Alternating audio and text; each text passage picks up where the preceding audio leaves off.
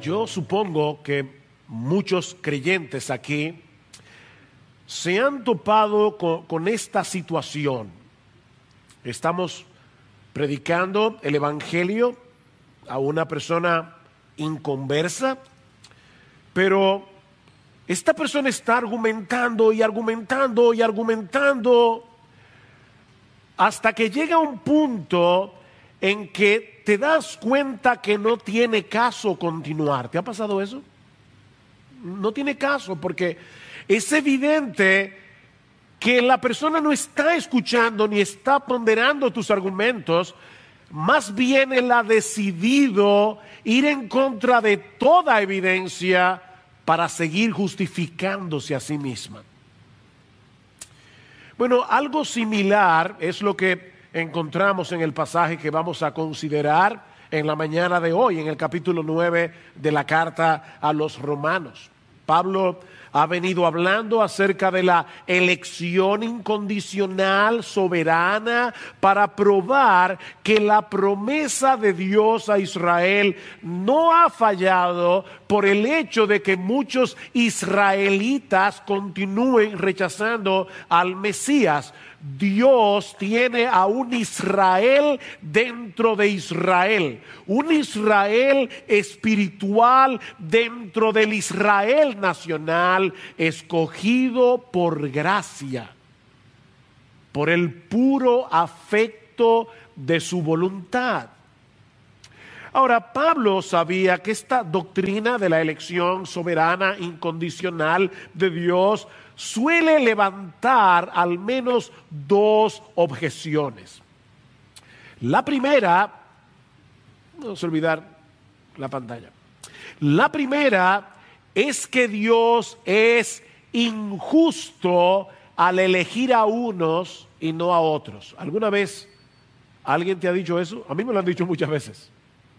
Dios es injusto.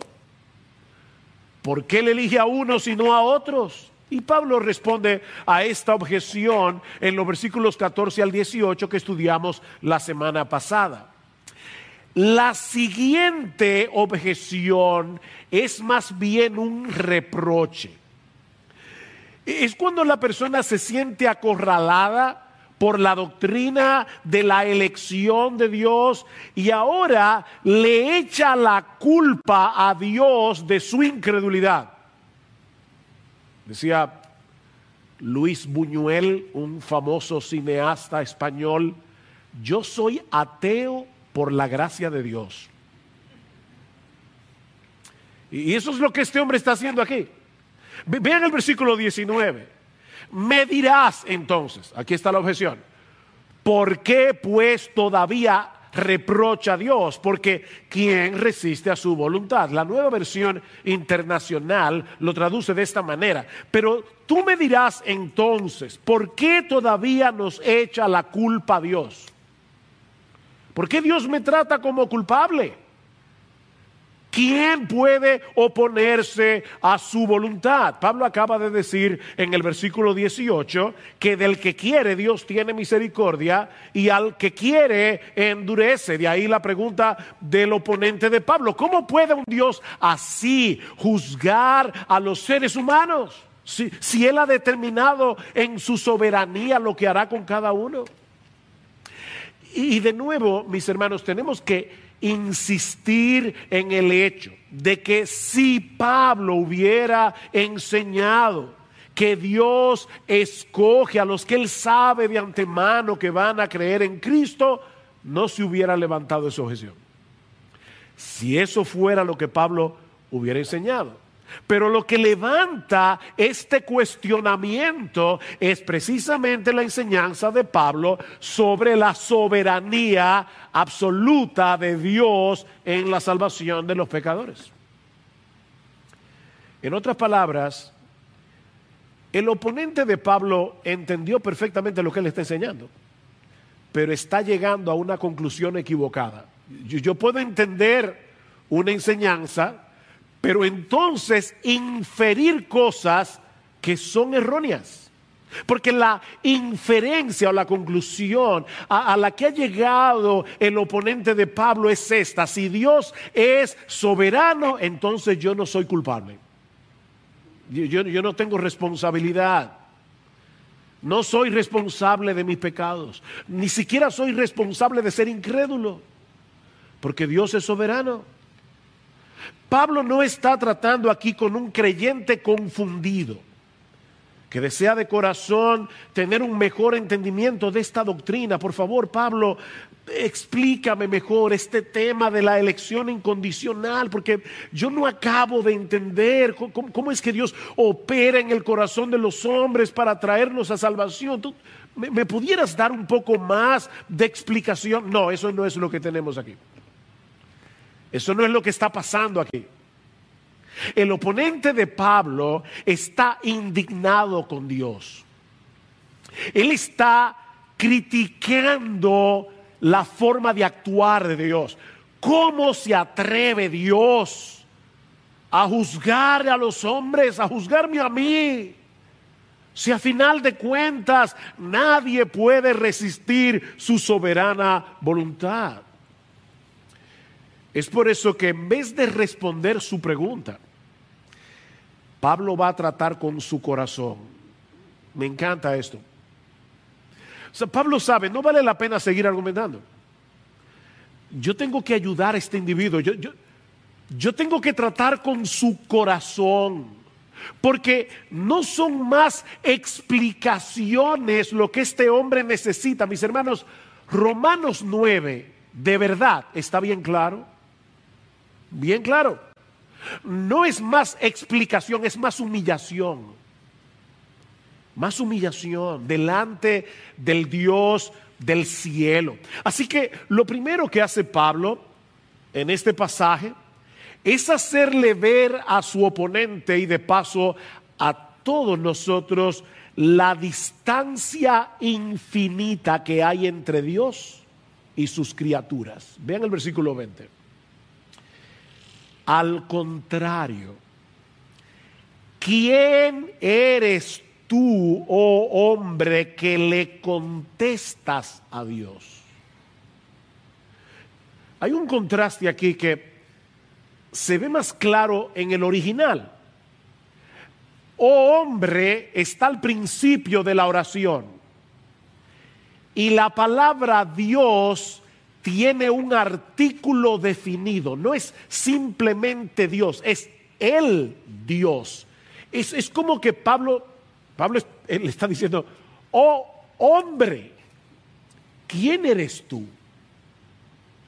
¿Quién eres tú para que le pidas cuentas al Dios, al único Dios? Pablo le está diciendo: mira, mi amigo, hay un solo Dios y no eres tú.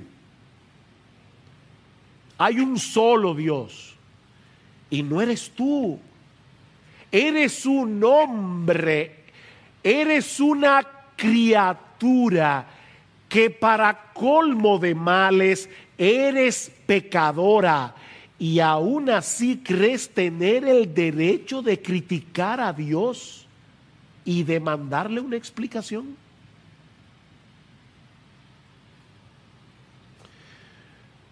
Y Pablo le va a decir: ¿dirá acaso el objeto modelado al que lo modela: ¿por qué me hiciste así? Ahora, la idea detrás de esta comparación que Pablo está usando aquí no es que el hombre sea un objeto inerte como una masa de barro en la mano del alfarero. No, el hombre posee una voluntad racional porque fuimos creados a imagen y semejanza de Dios. Nosotros tenemos intelecto, tenemos voluntad, tenemos emociones. Lo que Pablo quiere hacernos ver con esta comparación es cuán absurda es la actitud de una criatura que se atreve a criticar a su hacedor. Eso es tan absurdo como imaginar a una masa de barro criticando al alfarero por lo que él ha decidido hacer con ella. Esta era una ilustración muy conocida para los judíos, porque aparece varias veces en el Antiguo Testamento. Por ejemplo, en Isaías capítulo 29, versículo 16, Dios le dice a su pueblo: ay de los que van muy hondo para esconder sus planes al Señor y realizan sus obras en tinieblas y dicen: ¿quién nos ve o quién nos conoce? ¡Qué equivocación la vuestra! ¿Es acaso el alfarero como el barro, para que lo que esté hecho diga a su hacedor: él no me hizo? ¿O lo que está formado diga al que lo formó: él no tiene entendimiento? ¿Ustedes creen que el alfarero que está haciendo su taza no conoce la taza bien? Él la hizo. Es la misma idea que encontramos en Jeremías 18. Dios le ordena a Jeremías que vaya a casa del alfarero, y cuando llega lo encuentra haciendo una vasija de barro que se echa a perder. Así que el alfarero tiene que hacerla de nuevo, y el texto en Jeremías dice: según le pareció mejor al alfarero hacerla. Y entonces Dios le dice a Jeremías: ¿no puedo yo hacer con vosotros, casa de Israel, lo mismo que este alfarero? Declara el Señor. He aquí como el barro en manos del alfarero, así sois vosotros en mi mano, casa de Israel. Wow. Él es el creador. Nosotros somos sus criaturas. ¿Ustedes se imaginan a una masa de barro molesta con el alfarero porque la convirtió en taza en vez de plato? ¿O porque le hizo una asa demasiado pequeña? Mi esposa, Gloria, en estos días me dio una ilustración más criolla. Aquí tenemos a una mujer con harina y agua, y resulta que la masa está peleando porque la hizo yaniqueque en vez de pastelito. Yo sé que mueve a risa. Yo lamento los que están viendo esto de otro país, no van a entender nada, pero yo sé que mueve a risa, pero hermanos, es precisamente la ironía que Pablo nos está presentando aquí. Dice John Stott: estas personas se niegan a permitir que Dios sea Dios. Como si el alfarero se hubiera convertido en la vasija y la vasija en el alfarero cambiaron de posición. Spurgeon es más contundente. Spurgeon dice: los hombres permitirán que Dios esté en todas partes menos en su trono. Dios puede estar en cualquier lugar menos en su trono. Le permitirán formar mundos y hacer estrellas, dispensar favores, conceder dones, sostener la tierra y soportar los pilares de la misma, iluminar las luces del cielo y gobernar las incesantes olas del océano. Pero cuando Dios asciende a su trono, sus criaturas rechinan los dientes. Ese es el problema. Yo quiero un Dios controlable, un Dios al que yo pueda manipular. Pero ese no es el Dios de la Biblia. Mira, mi amigo, fue Dios el que te dio una mente para pensar y una boca para hablar. De hecho,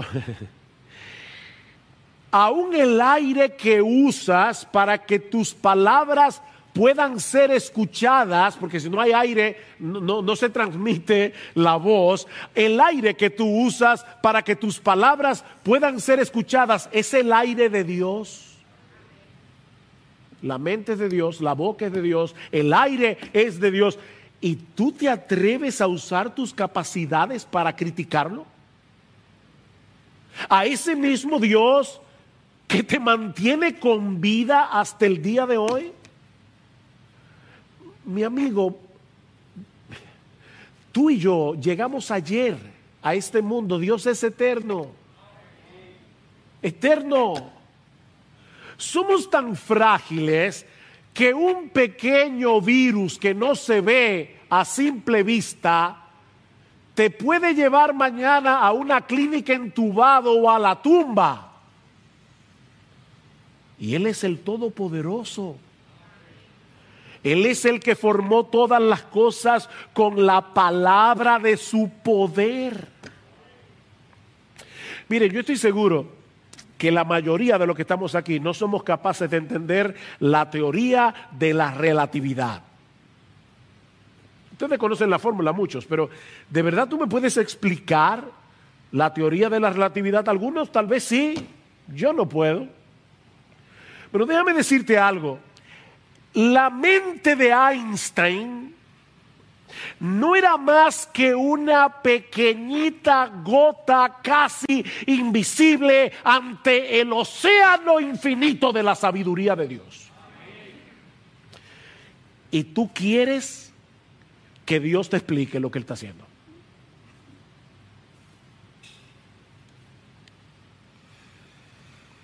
Aquí tenemos a este hombre con un entendimiento entenebrecido y distorsionado por causa del pecado, desafiando y criticando a Dios por su gestión gubernamental y demandándole una explicación. ¿Cómo es eso de que tú eres soberano y que yo soy responsable? Explícame eso. ¿O tú pretendes que yo crea en ti sin que tú me des una explicación? Wow. Miren, mis hermanos y amigos que están aquí en esta mañana y que nos están viendo por la internet, nosotros no podemos entender siquiera cómo es que nuestros propios deseos operan en nuestro interior y cómo mueven nuestra voluntad. Tú no te entiendes a ti mismo, de verdad. Yo no entiendo cómo es que yo opero. No, yo sé que yo deseo cosas, pero yo no sé cómo es que los deseos operan en mi corazón, cómo mueven mi voluntad para que yo quiera una cosa en vez de la otra. Y vamos a demandarle a Dios que nos explique cómo es que armoniza nuestra responsabilidad con su soberanía. ¿De verdad tú crees que si Dios te explicara eso, tú lo vas a entender?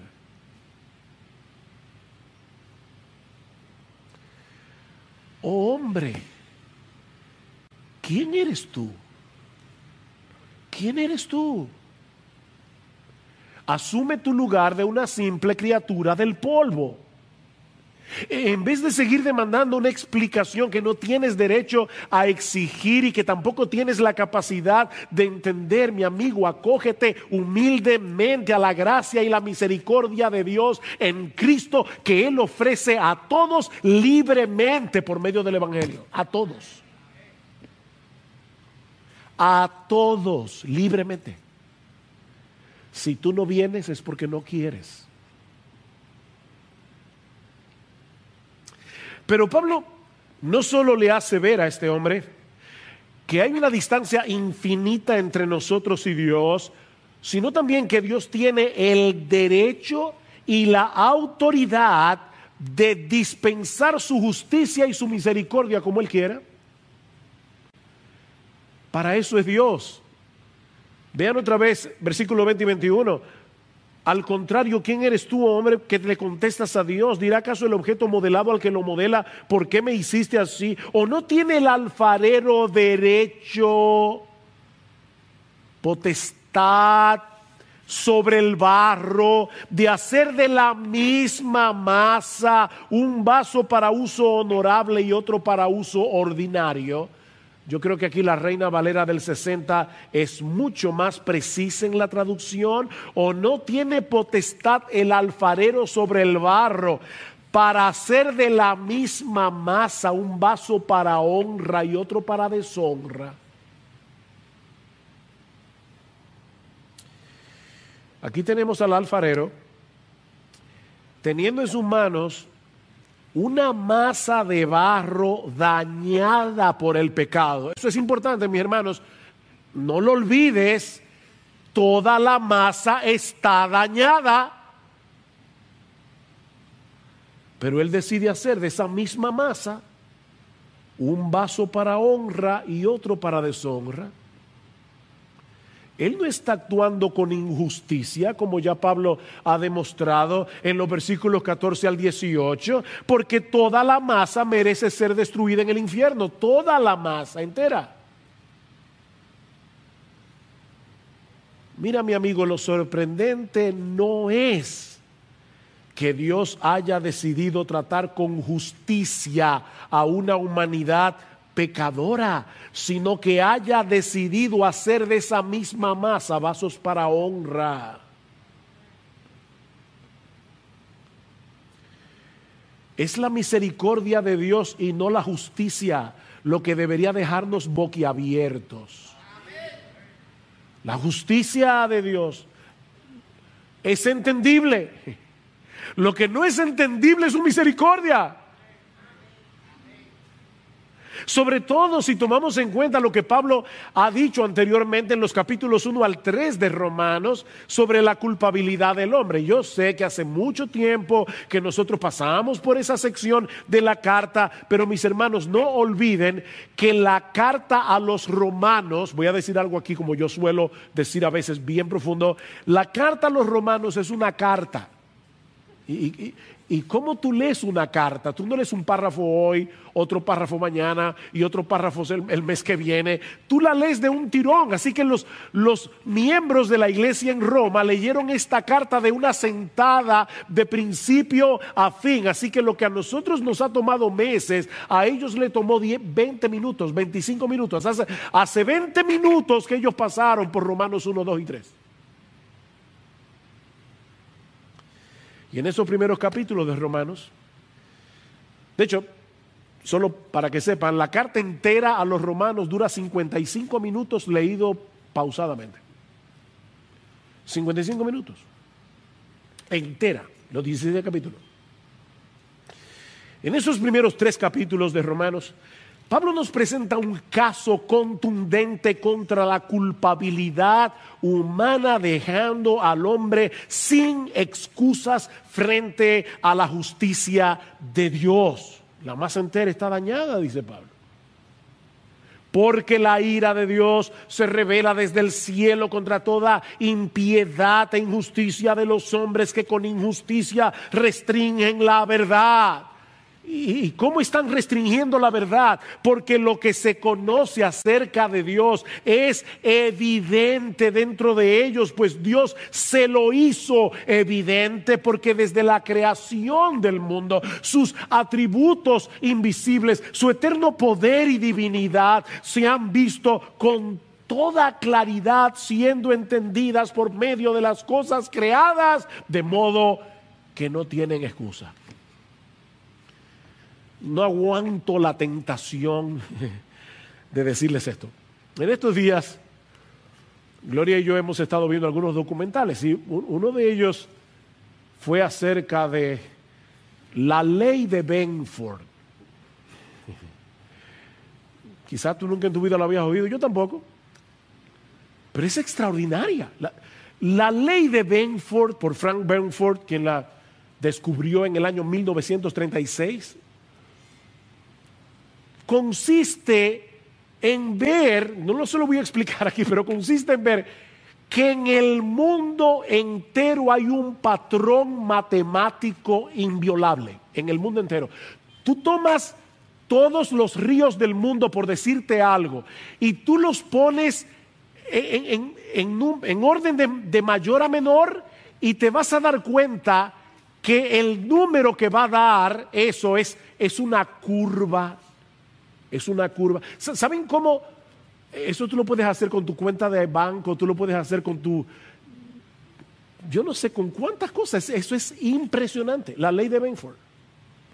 Y Gloria y yo veíamos el documental y el tipo que está haciendo el documental le decía a las personas, pero ¿cómo es que eso pasa? Y decía, nosotros no tenemos la menor idea. Y yo decía, claro que no tienen la menor idea, porque han sacado a Dios de la ecuación. Decía Isaac Newton, Dios geometriza. Dios ha hecho un mundo matemático. ¿Saben para qué? Para que la gente que sabe de matemática lo pueda ver. Pero ellos se niegan a ver lo que es evidente. Y Pablo dice, no tienen excusa.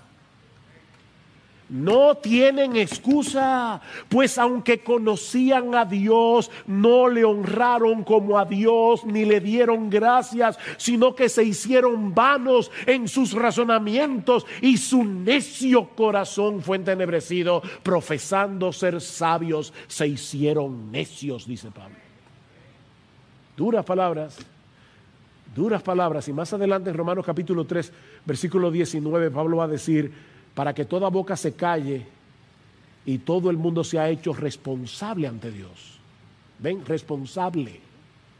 Somos moralmente responsables. No somos títeres, no somos robots. Dios es soberano, el hombre es responsable. El hecho de que nuestra mente finita sea incapaz de armonizar ambas cosas no elimina nuestra culpabilidad. De manera que Dios está en su pleno derecho de manifestar su gloria, otorgándole misericordia al que Él quiere y tratando con justicia a los demás. Él tiene derecho. Ese es el argumento de Pablo en los versículos 22 al 24. Y una vez más, voy a citar la Reina Valera porque creo que va a ayudar a ver el flujo de pensamiento. Dice el apóstol Pablo, versículo 22, Reina Valera, y que si Dios, queriendo mostrar su ira y hacer notorio su poder, soportó con mucha paciencia los vasos de ira preparados para destrucción, y para hacer notorias las riquezas de su gracia, las mostró para con los vasos de misericordia que Él preparó de antemano para gloria, a los cuales también ha llamado, esto es, a nosotros, no solo de los judíos, sino también de los gentiles. ¿Se dieron cuenta que Pablo 2 veces dice hacer notorio, dar a conocer? Dios hace las cosas como las hace para que su gloria sea más ampliamente revelada por medio de su justicia y por medio de su misericordia. No se trata de una cosa o la otra, son las dos cosas a la vez. Dios tiene potestad de soportar con paciencia la soberbia de los incrédulos, como hizo con Faraón. Una plaga y Faraón resiste. Dios pudo haber dicho, se acabó Faraón. No, y otra plaga, y otra más, y otra más, y Dios soportando a Faraón con paciencia. Algo interesante en el texto es que Pablo deja ambiguo quién fue que preparó esos vasos para destrucción. Él no lo dice. Y de hecho, la voz del verbo que Pablo usa aquí en el original puede ser traducida como una voz media, de manera que es probable que lo que Pablo está diciendo es que esas personas escogieron su curso de acción. Ellos decidieron seguir en impenitencia. Ellos se prepararon a sí mismos para la destrucción. Porque luego Pablo es más explícito, o totalmente explícito, cuando habla de los vasos de misericordia. Dice, Él los preparó de antemano. ¿Ven? Activamente. Él. Dios no hace incrédulo a los incrédulos. Dios no crea maldad en los malos. Él no tienta a nadie, ni puede ser tentado por el mal. No, Dios no hace eso. El malo es malo porque le da la gana ser malo, porque esa es su naturaleza. Somos pecadores. Es una misma masa dañada, ¿ven? Pero tarde o temprano, Dios tiene paciencia. Wow, yo pienso en mí mismo, de verdad. ¿Cuántas veces, siendo un adolescente en mi arrogancia, yo me burlé de Dios? ¿Cuántas veces? ¿Cuántas veces comencé teorías y leí el origen de las especies de Darwin y ya yo creía que era un experto en evolución?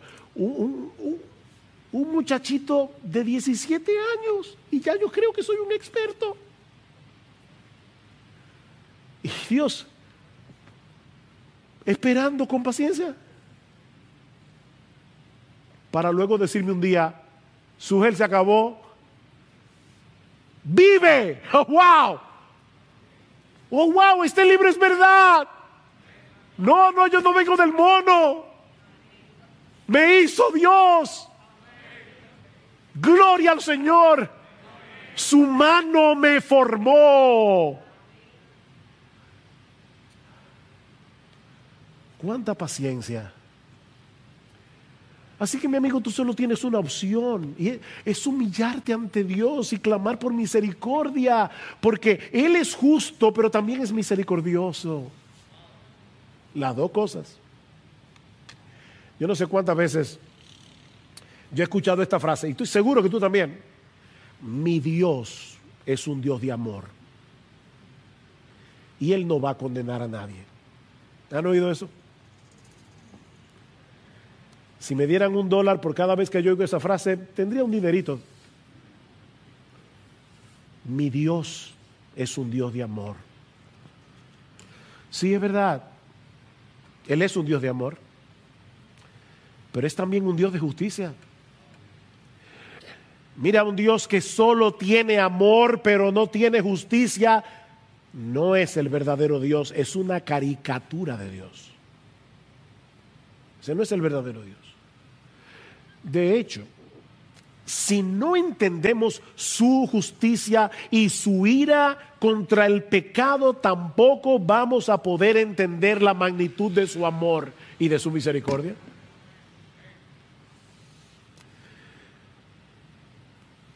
Mis hermanos, ¿por qué la segunda persona de la Trinidad tuvo que hacerse hombre y morir en una cruz siendo inocente? ¿Por qué? Porque Dios es perfectamente justo y Él no puede pasar por alto el pecado. Pero como Él es amor, al mismo tiempo justo y amor, Él decide, la Trinidad decide que Dios, el Hijo, se haga hombre y cargue con mi culpa para que Dios pueda perdonarme y mantener intacta su justicia. ¡Oh, qué gran Dios! ¿Ustedes recuerdan la escena que vimos la semana pasada en Éxodo capítulo 34, cuando Moisés le dice a Dios, muéstrame tu gloria? Y Dios en el capítulo 34 de Éxodo esconde a Moisés en una peña y pasa por encima de él proclamando su nombre, es decir, dándole a Moisés una revelación de su esencia, una revelación de quién él es. Pero, mis hermanos, hay una paradoja en lo que Dios le revela a Moisés. Dice Dios a Moisés, yo soy compasivo y clemente, lento para la ira y abundante en misericordia y fidelidad, el que guarda misericordia a millares. Y ahora escuchen, el que perdona la iniquidad, la transgresión y el pecado, y que no tendrá por inocente al culpable. No, espera, aquí hay algo raro. Aquí hay algo raro. ¿Cómo podemos congeniar esas dos cosas? Si Dios no tendrá por inocente al culpable, y todos somos culpables, ¿cómo Él puede perdonar la iniquidad, la transgresión y el pecado? No parece lógico.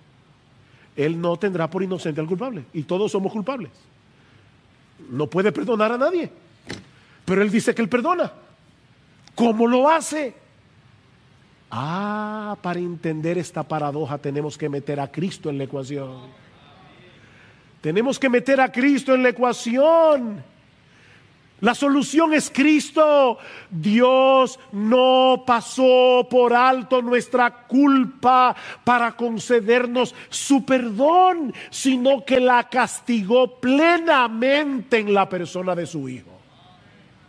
He ahí la solución del dilema. El justo fue castigado para que los injustos seamos perdonados. Pero mis hermanos, la muerte de Cristo en la cruz no tendría significado a menos que la veamos a la luz de la perfecta justicia de Dios. No tiene sentido. Él tenía que morir porque Dios es justo y Dios no puede hacerse de la vista gorda con el pecado. ¿A ustedes les agrada que nuestros jueces muchas veces se hagan de la vista gorda? Sobre todo con los ladrones de cuello blanco. ¿A ti no te molesta? Porque a mí sí. Queremos justicia. Yo quiero vivir en un país donde haya justicia. Bien, nosotros vivimos en un universo donde habrá justicia, donde Dios tratará a todo el mundo conforme a sus obras.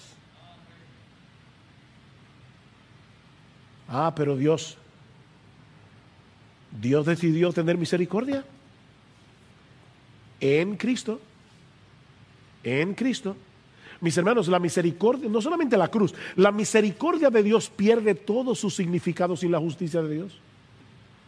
Pierde su significado. Es al ver la ira de Dios derramada justamente sobre una humanidad culpable, cuando se hace más evidente las riquezas de su gloria para con los vasos de misericordia que Él preparó de antemano para gloria. ¡Wow! ¿Ven cómo Pablo está resaltando otra vez la incondicionalidad de la elección? De esa misma masa dañada por el pecado, Dios decidió mostrar las riquezas de su gloria con vasos de misericordia que Él mismo preparó de antemano para gloria. Para que vean el esplendor de su gloria y para que compartamos su gloria. Los justos resplandecerán como el sol en el reino de su Padre, dice Jesús. Por eso es que Pablo dice en Romanos 8:18 que las aflicciones del tiempo presente no son comparables con la gloria venidera que en nosotros ha de manifestarse. Vasos de misericordia. Wow, mi hermano, ¿tú has pensado en ti de esa manera? Yo soy un vaso de misericordia, rebosando de misericordia. Y fui preparado para gloria.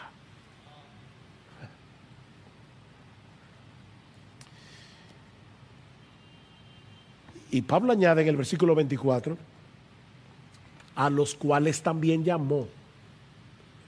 Y es obvio por el capítulo 8 de Romanos, que ese llamamiento del que Pablo está hablando aquí no es simplemente el llamado que hacemos libremente a través de la predicación del Evangelio a cualquiera que quiera venir a Cristo. No, este es un llamado irresistible que liberta nuestra voluntad de la esclavitud del pecado para que nosotros podamos responder libremente al llamado del Evangelio.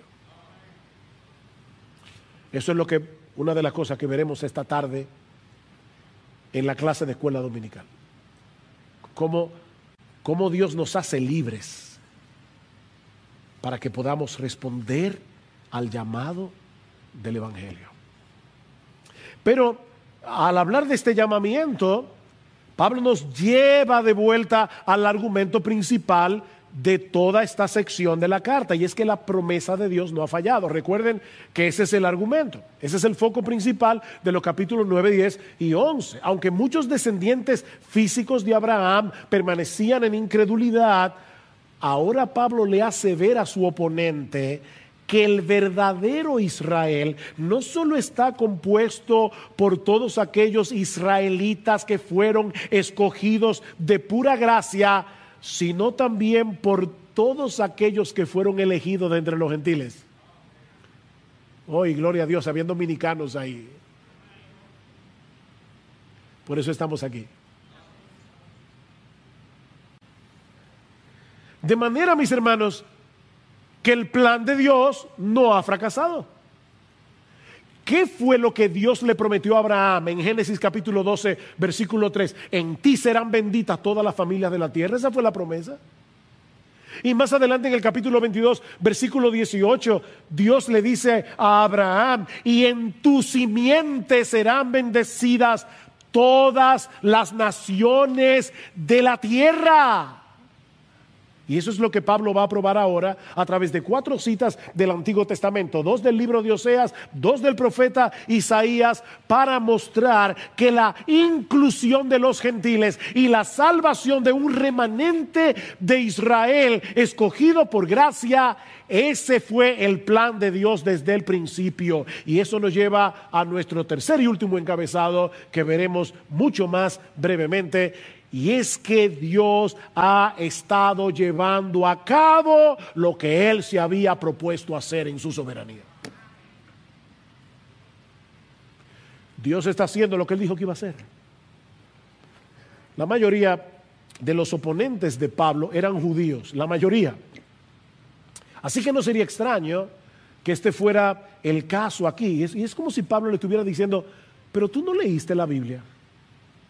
¿Tú no leíste en tu Biblia lo que está sucediendo en la historia de la redención después que Cristo murió en la cruz del Calvario? No es el plan B de Dios, ese siempre fue el plan A de Dios. Vean el versículo 25, como también dice en Oseas: a los que no eran mi pueblo llamaré mi pueblo, y a la que no era amada, amada mía. Qué dulce, ¿verdad? Cuando un esposo le dice a su esposa: amada mía. En el tiempo de Oseas, el reino del norte se había apartado de Dios, se había entregado por entero a la idolatría, es decir, que espiritualmente hablando se habían convertido en una nación adúltera, y Dios los castigó usando a la nación de Asiria en el siglo 8 antes de Cristo como instrumento de juicio. Israel fue esparcido entre las naciones y tratados como una nación gentil, como si no fueran el pueblo de Dios. ¿Saben lo que hizo Dios? En el norte, recuerden que habían 10 tribus en el norte, 2 en el sur. Dios levantó a Oseas en el reino del norte. Y resulta que Oseas tenía una esposa llamada Gomer, que había sido adúltera literalmente, y le había dado a Oseas hijos de adulterio, hijos de fornicación. Y Dios usa a Oseas, que tiene este matrimonio, para mostrar lo que él iba a hacer con esos israelitas rebeldes y adúlteros. A pesar de su apostasía, Dios habría de traerlos de nuevo a la salvación por el poder de su palabra. De manera que esos que ya no podían ser llamados con toda propiedad el pueblo de Dios, eventualmente vendrían a ser su pueblo. Y yo no estoy hablando de los israelitas que murieron en la época de Oseas. Yo estoy hablando de la época de Pablo. Y ahora estoy hablando no solamente de los israelitas, estoy hablando de los gentiles. Pablo nos dice en Romanos que Dios ha cumplido esa profecía a través de la salvación de los gentiles. Que ahora por la fe en Jesucristo hemos venido a ser la iglesia, el pueblo de Dios del nuevo pacto. Es el mismo argumento de Pedro en primera de Pedro capítulo 2 versículo 10, que cita el mismo texto de Oseas. Mi hermano, eso somos tú y yo por la gracia de Dios, vasos de misericordia que Él preparó de antemano para gloria. Por causa de nuestra unión con Cristo, nosotros que estábamos apartados de la ciudadanía de Israel, ajenos a los pactos de la promesa, sin esperanza, sin Dios en el mundo, como dice Pablo en Efesios capítulo 2, versículo 12, ahora somos parte de la familia de Dios. Versículo 26. Y acontecerá que en el lugar donde les fue dicho, vosotros no sois mi pueblo, allí serán llamados hijos del Dios viviente. ¿Recuerdan que los hijos de Dios son hijos de la promesa?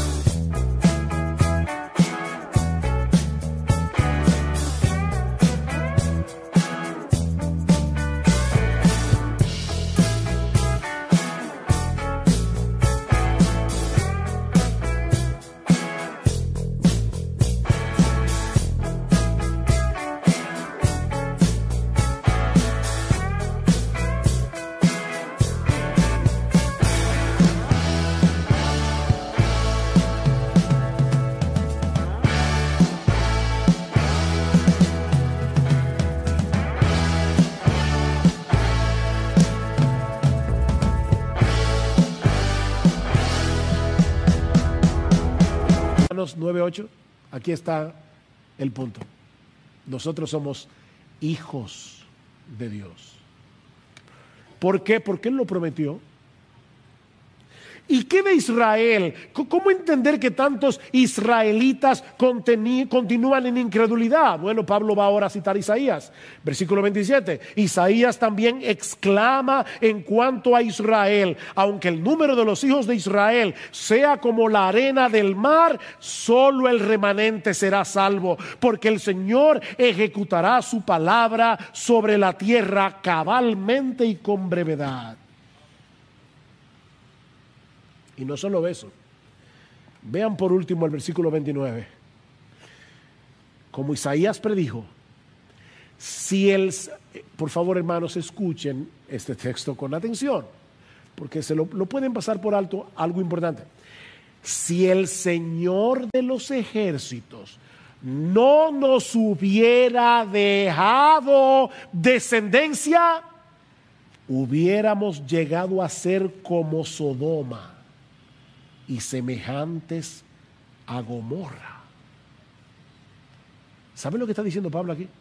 Dejados a la inclinación natural de sus corazones, la nación de Israel habría llegado a ser tan perversa como Sodoma y Gomorra. Pero Dios decidió soberanamente dejar una descendencia. ¿Ven otra vez la elección?